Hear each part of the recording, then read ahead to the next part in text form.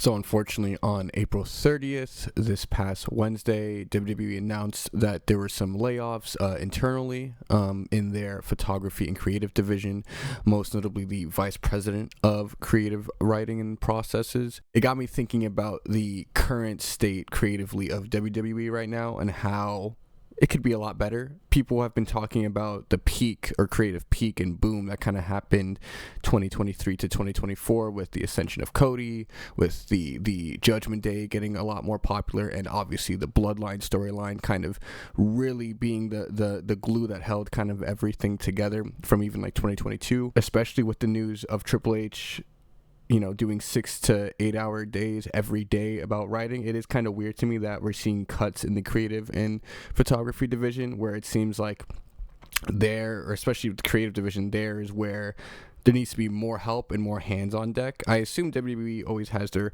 rooms of writers and established writers from the industry, and not like wrestling industry, but like movie, TV, film, and stuff like that. But I do think in terms of the creative process, Triple H and Co. and whoever needs to reevaluate how they're booking everything. In past videos, I've talked about the tag team division sorely lacking in the story and heat department, and the women's division as well, even though now recently we're getting more feuds kind of heading in that direction that are more grudge feuds. You have Becky and Bayley that can possibly happen, but just in general, it's funny to me that these layoffs are happening despite the creative peak being last year. Unfortunately, with these layoffs happening, it's still the question in my mind of what is WWE's goal here?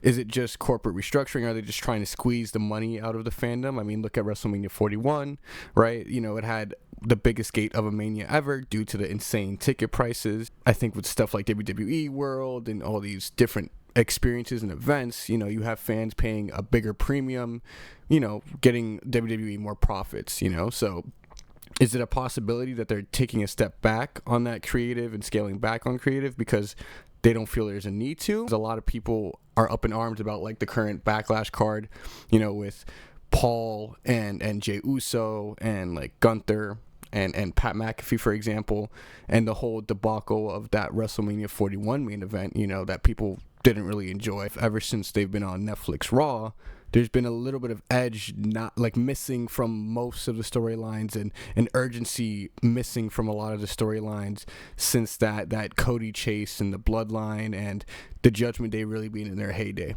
Let me know what you guys think about currently the layoffs, where WWE is creatively,